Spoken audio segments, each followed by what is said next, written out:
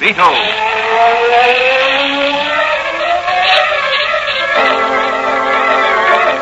Sweeping down upon the underworld to smash gangland comes the mysterious, all-powerful character who is a problem to the police, but a crusader for law.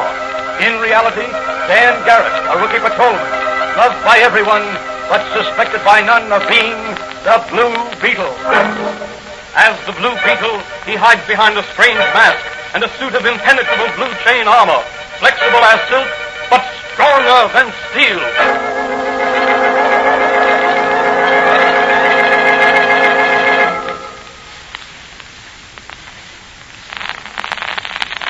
Today's episode of the Fox feature, The Blue Beetle, is entitled Sabotage, Incorporated. Throughout the country, foreign spies and saboteurs are busy trying to prevent the shipment of war munitions to countries with whom their native country is at war. Near York City is located Explosives Incorporated, one of the largest manufacturers of munitions in the country. Every night, trainloads of munitions leave their factory for some secret destination. As our story opens, Officer Manigan and Patrolman Dan Garrett, who is really the Blue Beetle, are investigating a mysterious telephone call from Wentworth B. Charles, president of Explosives Incorporated, who lives at the Monaco apartment. Well, here we are at Charles' apartment. Push the button, Danny.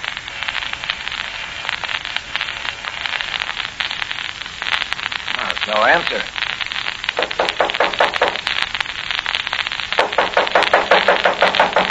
Well, let's break in the door. Now, we'd better call the superintendent. He'll have a pass key. Is something wrong, officer? Who are you? I'm the superintendent of this building. Oh, well, we got a mysterious telephone call from Mr. Charles, which he didn't finish. It was of such a nature that we felt it necessary to make an investigation. He doesn't answer his bell or our knocking. Well, I have a pass key here. I'll unlock the door for you. Something's holding the door shut. Hey, come on, then. We'll break it in. No, wait. I'll telephone the owner of the apartment house. He'll, No, we can't wait for that. Come on, Danny. Let's break in the door. All right, here we go.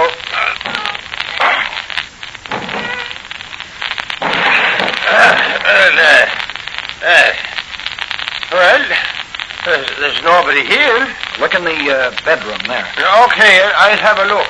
I hope nothing happened to Mr. Charles. He's one of our best tenants. Hey, Danny. Look. Here's Mr. Charles and his... What is it, Mike? Is he dead? I think so. Look. There. Over his heart. A wound. Yeah. Right through his pajamas. A .22 bullet, I'd bet. No, it's a stab wound. That's Mr. Charles, all right. Is he dead? Yes. Who could have done it? That's what the police would like to know. And that's what we have to find out. Well, I don't see any weapon. Look for an ice pick or a thin stiletto. Okay, I'll have a look around the apartment. Hadn't I better telephone the owner of the building? Not yet, and don't leave the apartment. Yes, but Whose apartment adjoins this on the bedroom side? Professor Vladimir Deniskiu's. What's his business? I believe he lectures on anthropology. Does he live alone? He has a male secretary who lives with him, I believe. Who lives on the other side, next to the living room? Oh, that apartment is vacant. Did Mr. Charles live alone? Yes. Apparently, Mr. Charles was killed while he was phoning. The receiver is still off the hook there, and his body is lying in front of the telephone table. Yes, it looks that way. Well, say, I can't find any sign of a dagger or ice pick anywhere. There's an electric icebox in the kitchen, so I don't think Mr. Charles would be needing an ice pick himself. What about the windows? They're all locked. Any fire escape? Nope. It's a 14-story drop to the street on all sides. How many floors above this, Superintendent? 15. Any other entrances to this apartment? Only a service door in the kitchen. Yeah, I looked at that. It's locked and bolted from the inside, and there's no knob on the outside of the door. Well, Mike, you'd better phone the coroner. I'll just have a look around the apartment. Then I'd like to question the professor and his secretary. Maybe they can throw some light on this case.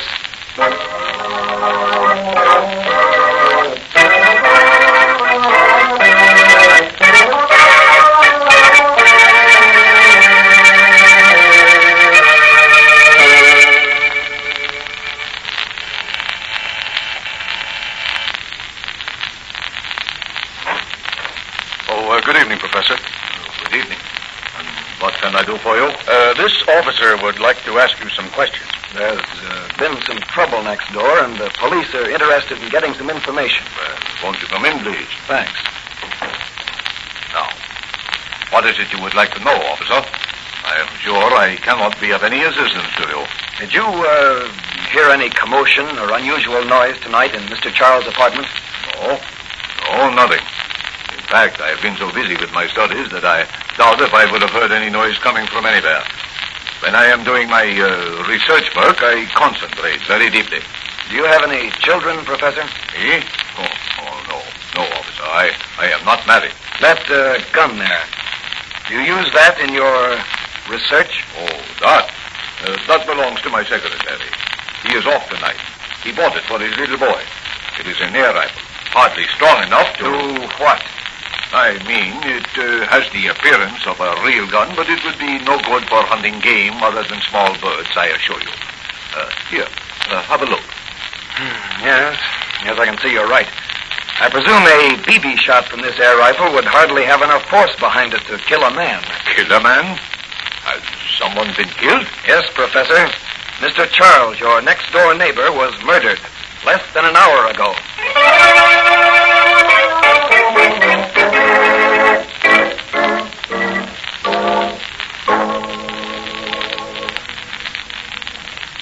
You know, Danny, this case is very, very puzzling. Very, Doc. But the Blue Beetle's going to solve the puzzle. How? I'm going to revisit the Charles apartment alone and do a little private investigating. Danny, what do you think is back of this murder? Sabotage of some sort. I'm positive it has something to do with a train of munitions and guns being shipped to Canada. Well, be careful, Danny boy. If your suspicions are correct, you'll run into a ruthless gang of murderers. I know that. But the Blue Beetle can handle them. Have you everything you need? This Blue Beetle chain armor and mask, my magic ray and spotlight are all I'll need tonight. I'm traveling light because I've got to travel fast. The Blue Beetle's going to solve a murder and strike a blow for humanity.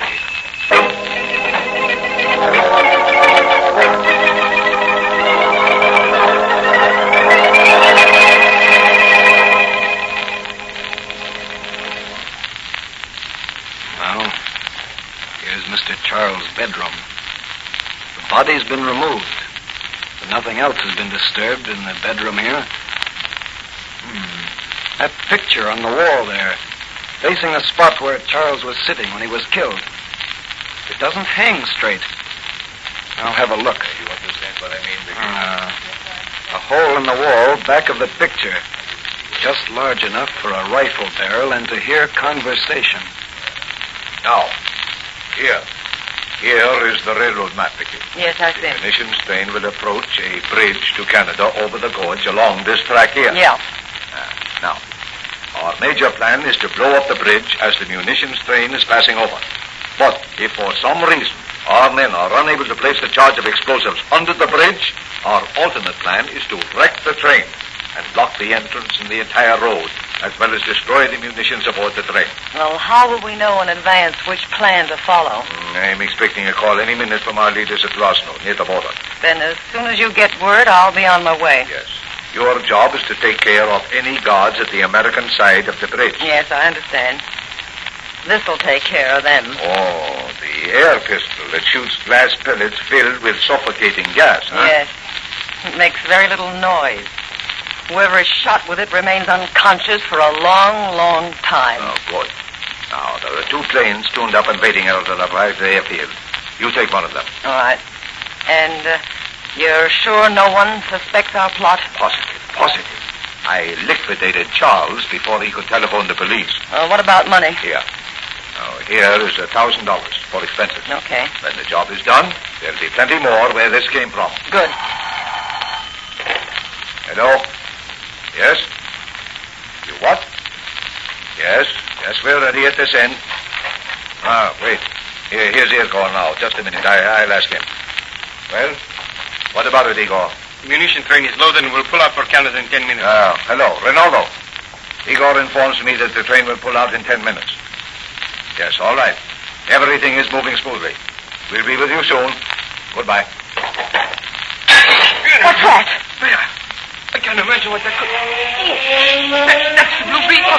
Yes, the Blue Beetle, and he's going to nip. You have an ingenious method of entering, Mr. Blue Beetle. Did you by any chance fly to my window? And just what do you want? I overheard your whole plot from the next apartment and crawled along the ledge outside the window. Then he knows... Everything. And I'm going to turn you over to the police. All of you. Get away from that phone, Professor, or I'll burn you with my magic ray. Oh, no, you won't, Blue Beetle, because you won't be able Put to. down that gun. Vicky! There. That'll fix Mr. Blue Beetle. Let us get out of here. The gas is making me sick. And what about the Blue Beetle? We'll tie him up and take him down to the freight yard and put him aboard the munition train. The Blue Beetle will have a rude awakening sometime in the early morning hours.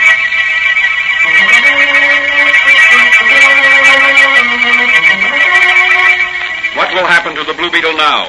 How soon will he recover from the effects of the suffocating gas? Can he save the shipment of munitions to Canada from destruction? Which plan will the saboteurs put into effect? These questions will be answered in the next episode of The Blue Beetle.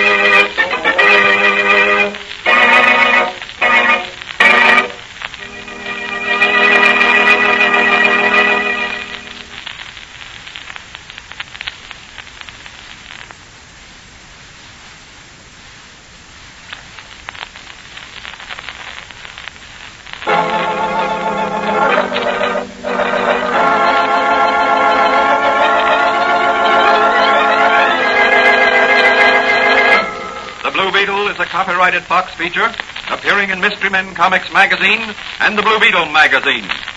The Blue Beetle is on the air twice a week on this same station.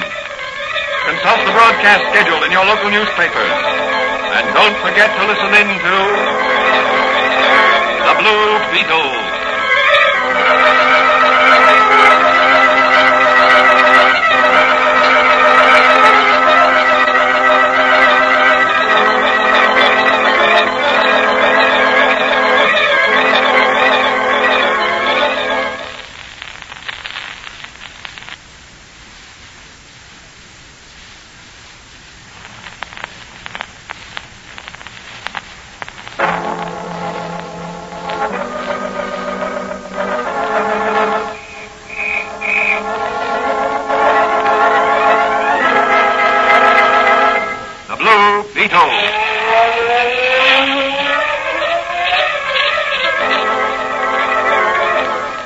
Down upon the underworld to smash gangland comes The mysterious, all-powerful character who is a problem to the police, but a crusader for law. In reality, Dan Garrett, a rookie patrolman, loved by everyone, but suspected by none of being the Blue Beetle. As the Blue Beetle, he hides behind a strange mask and a suit of impenetrable blue chain armor, flexible as silk, but stronger than steel.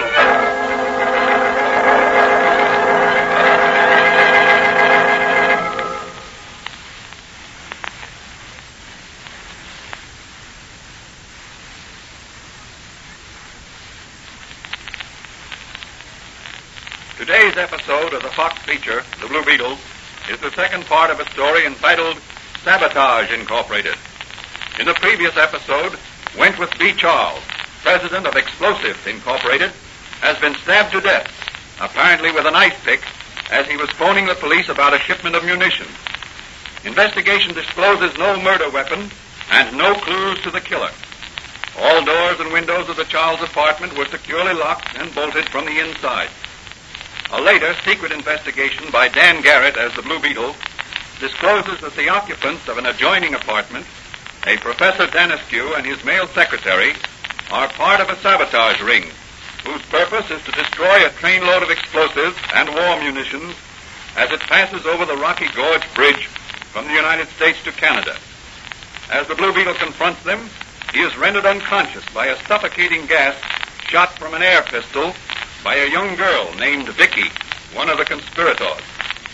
As the episode ends, the conspirators plan to dispose of the Blue Beetle by dumping his bound and unconscious body aboard the munitions train, which is to be destroyed. As our story opens today, Vicky is on her way in a private plane to Rosno, near the Canadian border, to supervise operations at the bridge. The professor, and Igor are to follow as soon as they dispose of the Blue Beetle.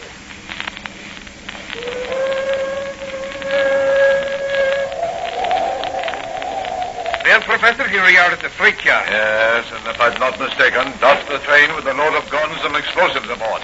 Yes, it's moving. Yeah, we'll have to hurry. Give me a hand with the Blue Beetle here. Yes. All right. There you go. Oh, he's heavy. Yeah, it's his chain armor. Now, here comes an empty dump car. Yes. We throw him in. 1, 2, 3.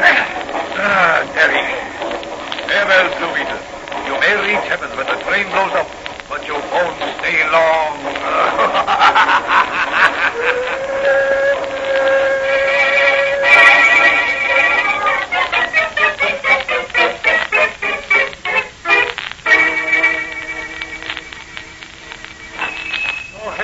France, have you seen Donnie? No, not for some time. Have you got any idea what he might be? He said something about working on this explosive. Yeah, that's what I thought, but I ain't seen him. What's that, Mike, in your hand? A present for your youngster? Oh, that's an air rifle. I found it in the apartment next to where Charles was killed. Find anything else? Well, nothing much except this. Any idea what it might be, Doc? It's an aluminum mold of some sort. Yeah, for making knitting needles or something, but what would the professor be wanting? Wait, Mike. I've got it. He got what? The weapon that killed Mr. Charles. What do you mean, Doc? That aluminum mold was filled with water and placed in an electric refrigerator. The water froze into little sharp-pointed icicles about the size of an ice-pick blade. Yeah, I can see that.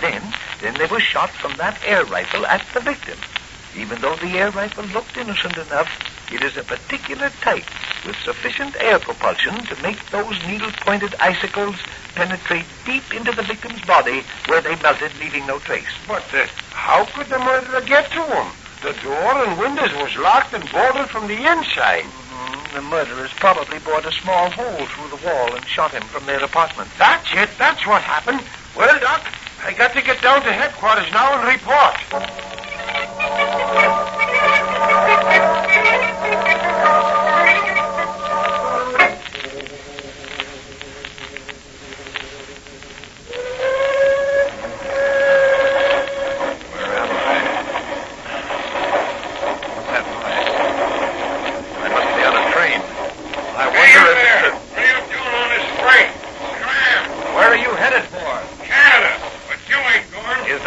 Loaded with munitions? What's that to you? I'm the Blue Beetle. Yeah, I'm Napoleon, and this is your water bill. You're getting off or else... Oh, wait. Help me out of here. I want to warn you. Sure, I'll help you out. Out of the bottom like a load of coal. We don't carry passengers, mister. And don't say I didn't warn you.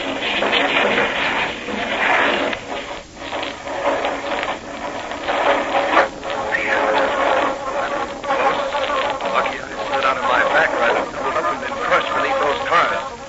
Now to get to a phone somewhere and warn the authorities to flag that train.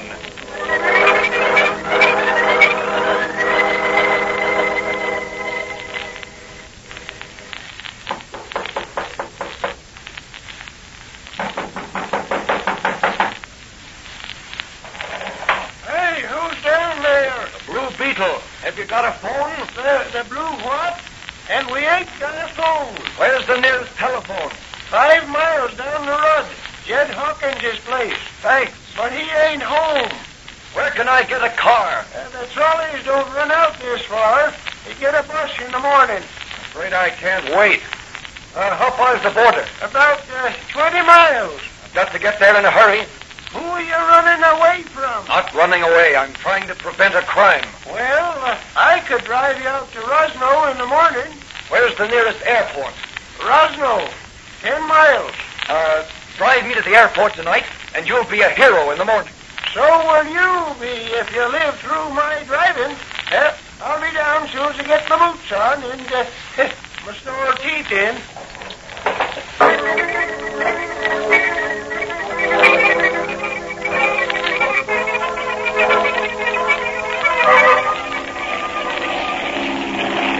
Faster, pilot, faster. I've got to flag that train down there before she reaches the bridge. She's too close. Can't make it. Can't bring that train to a stop in less than a mile. The track's too wet. Give me that red lantern. What are you going to do? Bail out with my parachute and wave this red lantern as I go down. Well, here I go.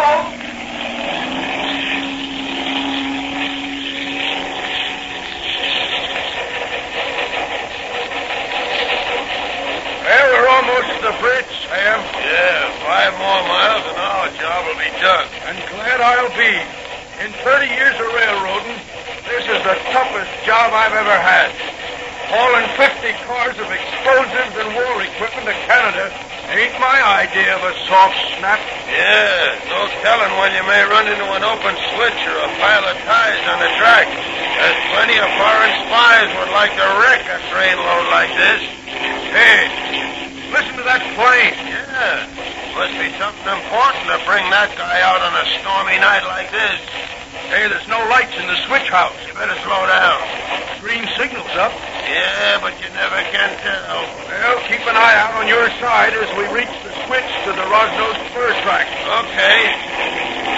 Hey, look there. Where? Up there in the sky, ahead. Why, it's the cruising lights of the airplane. Yeah, but look underneath it. Well, I'll be. There's a red light falling and swinging from side to side. Hey, maybe he's signaling us to stop. Look, there's a guy in a parachute that's dropped out of the plane. And he's waving a red lantern. That's strange. Well, there's the bridge right ahead. Maybe something's wrong with the bridge. All the signal lights have been green. Except the red lantern on the plane. Well, here goes the brakes. I hope I can bring this train to a stop on these slippery rails. Well, so long, Blue Beetle, and thanks a million. Okay. Give my regards to your neighbors across the border. Tell them we Americans are glad we both speak the same language. In more ways than one.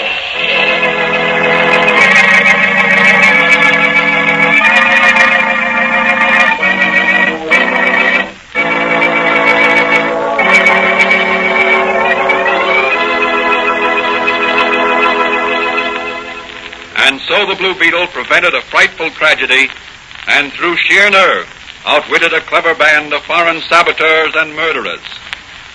The moral of this story is that there never will be the perfect crime.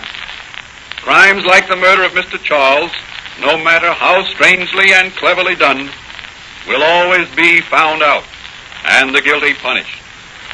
Further adventures of the Blue Beetle will be presented in the next episode of the Blue Beetle.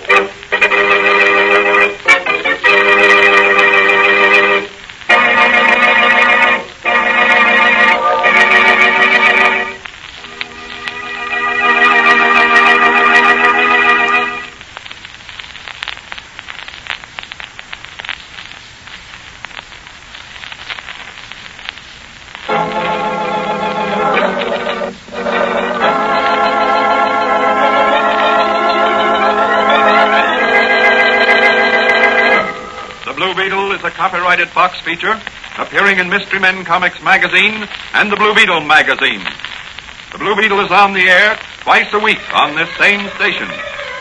Consult the broadcast schedule in your local newspapers. And don't forget to listen in to the Blue Beetle.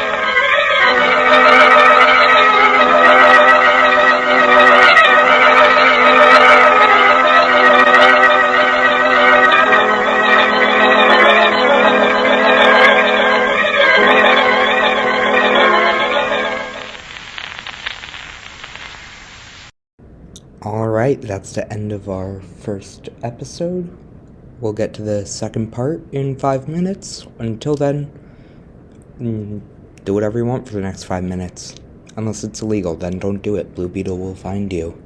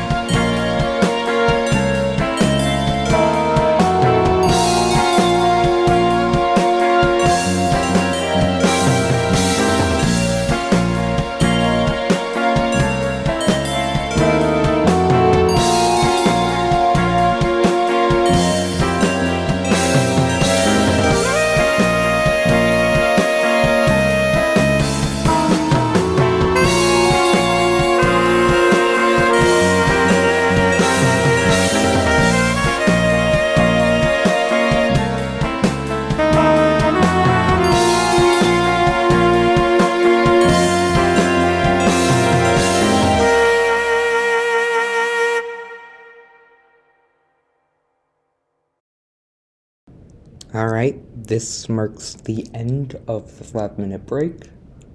Here comes part 2. Woo!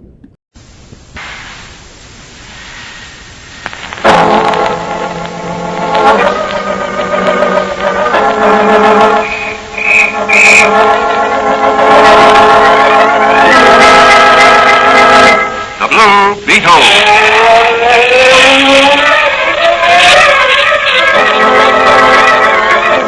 Sweeping down upon the underworld to smash gangland comes The mysterious, all-powerful character who is a problem to the police, but a crusader for law. In reality, Dan Garrett, a rookie patrolman, loved by everyone, but suspected by none of being the Blue Beetle. As the Blue Beetle, he hides behind a strange mask and a suit of impenetrable blue chain armor, flexible as silk, but stronger than steel.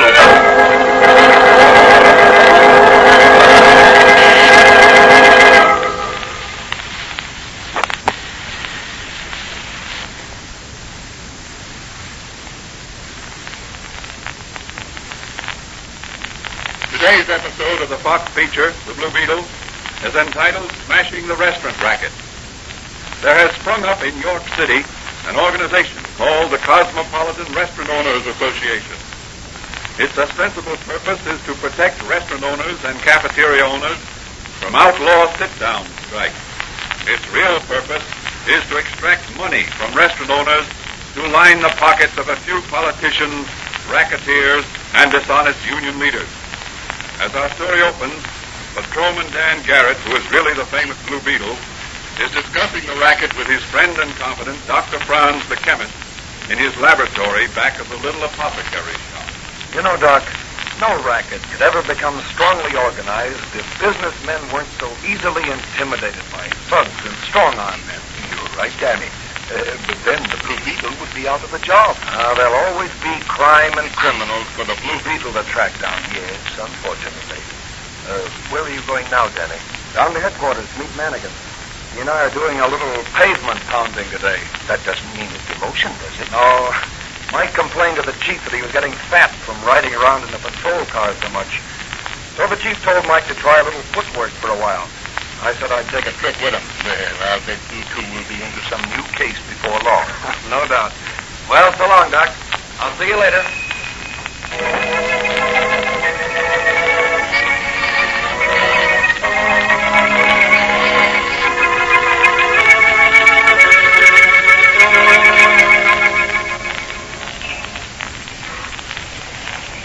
Well, I see Stacy's cafeteria still being picketed. Yes. They use non-union help? Not that I know of. His head counterman belongs to Local 65. He's a friend of mine. I'm going to question that ticket. Hey, buddy. Huh?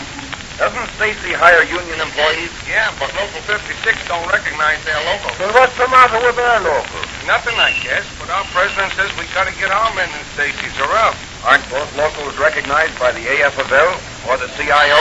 I don't know.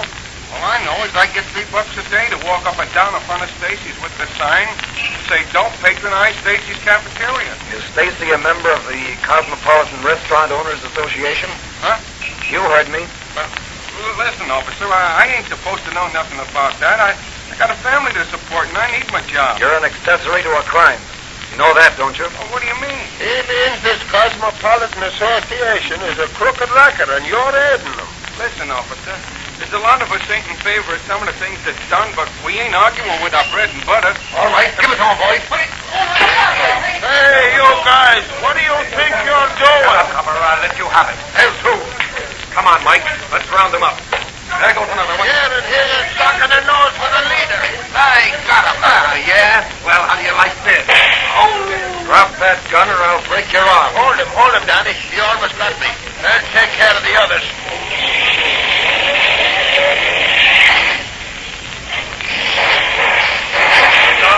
I missed him, Begana.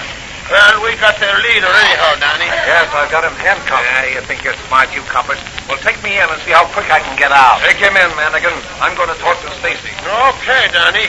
I'll see you at headquarters. Come on, Mug, or I'll fingerprint you with me 4 knuckles.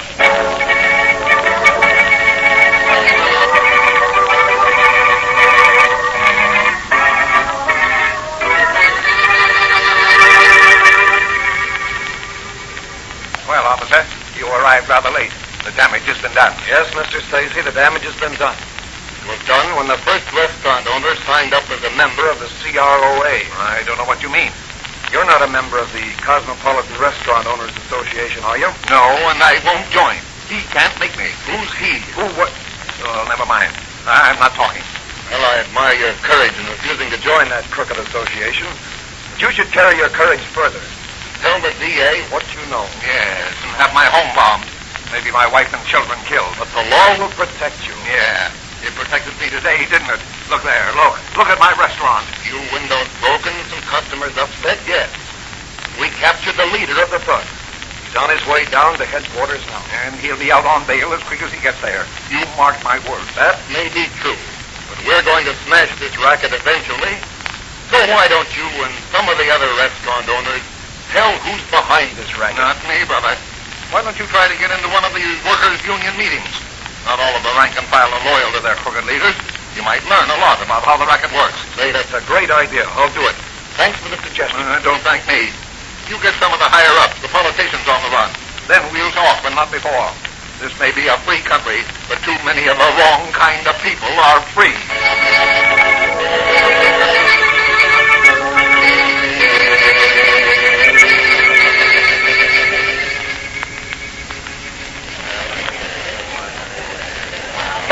Look, Garrett, I'm taking a big chance letting you use my brother's union card to get in here tonight.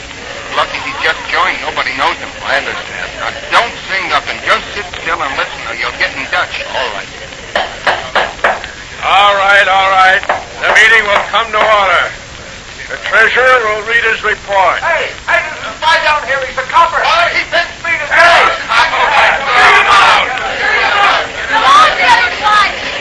You better beat it quick. Come on, you'll get me in trouble. Come on, this way. Make it stop him before it's too late. There he goes. Come on, let's clean up the crooks of this union.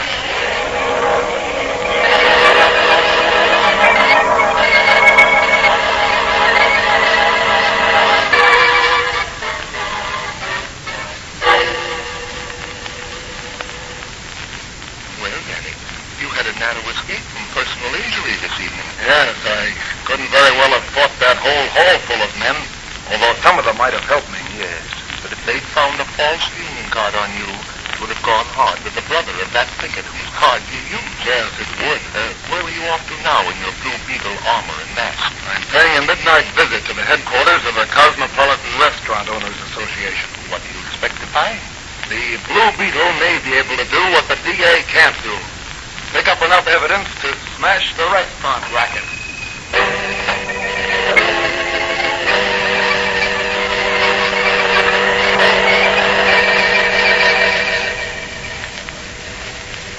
Now look, Stacy. Why don't you get wise and join our association? It'll only cost you $1,000 every 6 months and all your troubles will be over. No more strikes, no more picketing, no wrecking crews calling on you. You'll get protection. We'll see to it. Am I right, boys? Yeah, sure, that's right. Well, what do you say, Stacy? I say no. Both Locals 56 and 65 are supposed to be fighting for jurisdiction in the restaurant business. Yet you're united in running the Cosmopolitan Protective Association. It's a racket. A racket pure and simple. All right, Stacy, if that's your answer. But your family's going to be awful sorry you refused to safeguard their welfare. Okay, Lasker. Open the door and let Mr. Stacy walk out into a lot of trouble.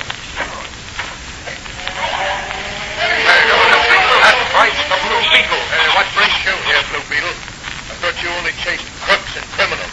This is a meeting of respectable businessmen. I see one respectable businessman who can't be bluffed or frightened, but the rest of you are crooks. Oh, yeah? Well, Mr. Blue Beetle, you or the DA can't prove that, so you'd better bow out. Yes? Yes, Chief. Okay, right away, Chief. Okay. That's the big boss, Spike. Yeah? He wants to see in his private office right away.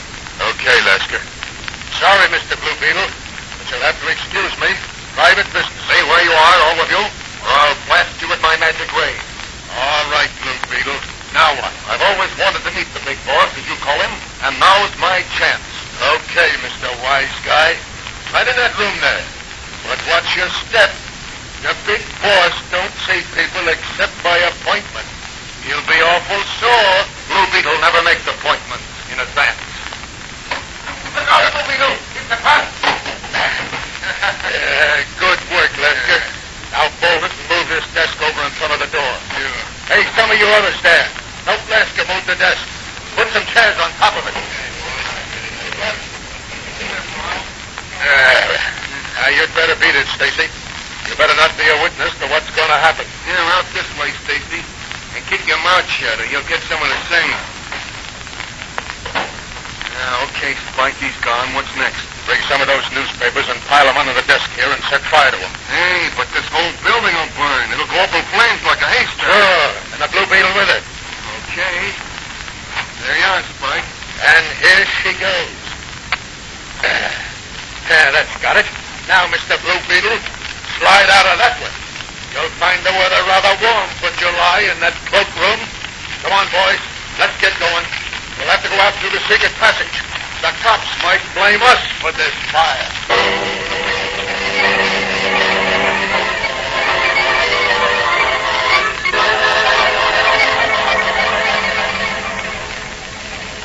What will happen to the Blue Beetle? Will he be able to force his way out of his fiery prison before it is too late? Or will he perish in the flames before he can smash the restaurant racket? These questions will be answered in the next episode of The Blue Beetle.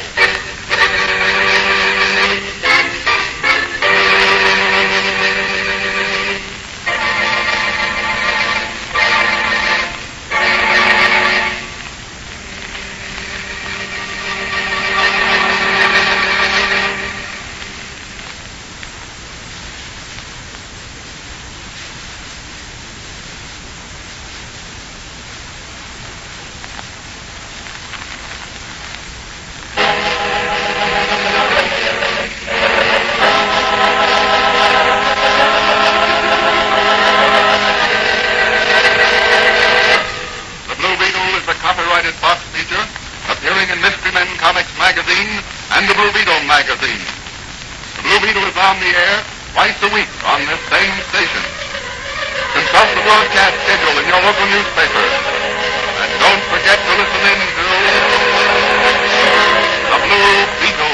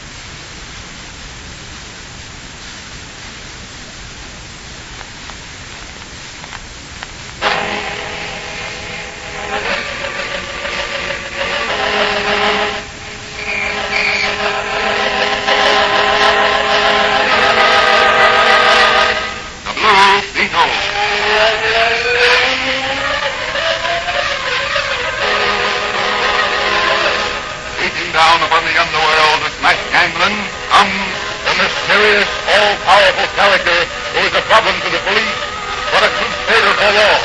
In reality, Dan Garrett, a rookie patrolman, loved by everyone, but suspected by none of being the Blue Beetle. As the Blue Beetle, he hides behind a strange mask and a suit of impenetrable blue chain armor, flexible as silk, but stronger than steel.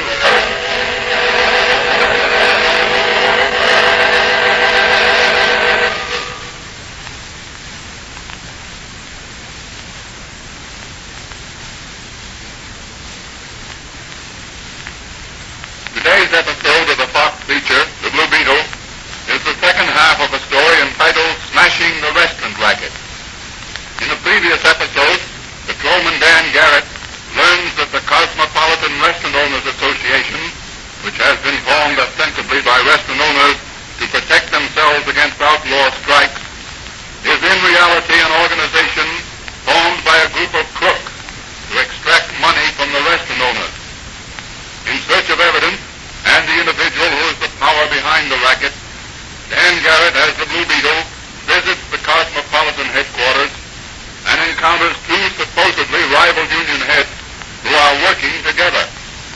By means of a trick, the Blue Beetle is imprisoned in a clothes closet, and as the episode ended, the racketeers were fleeing after setting fire to the building.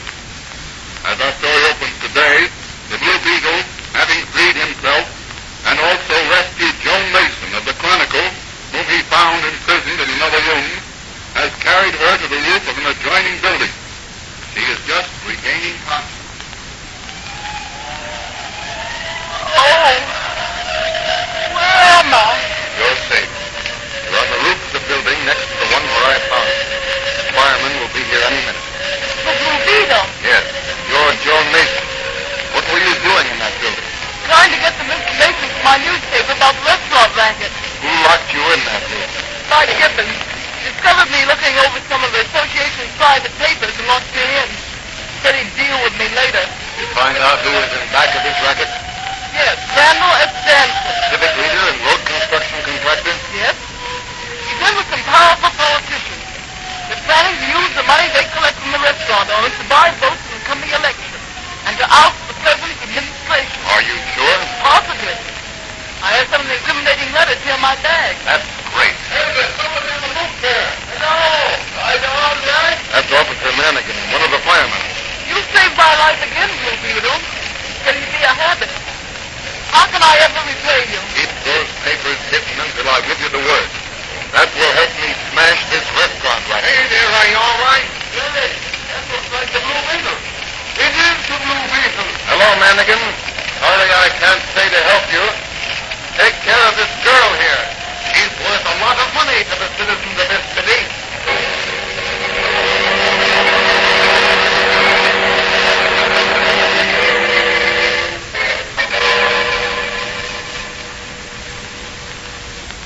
Well, Danny, the Blue Beetle had a close shave last night. Yes?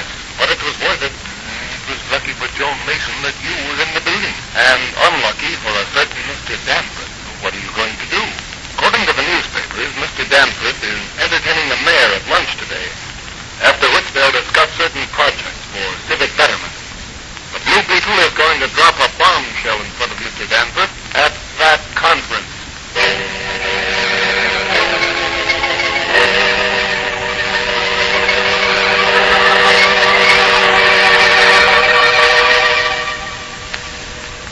Here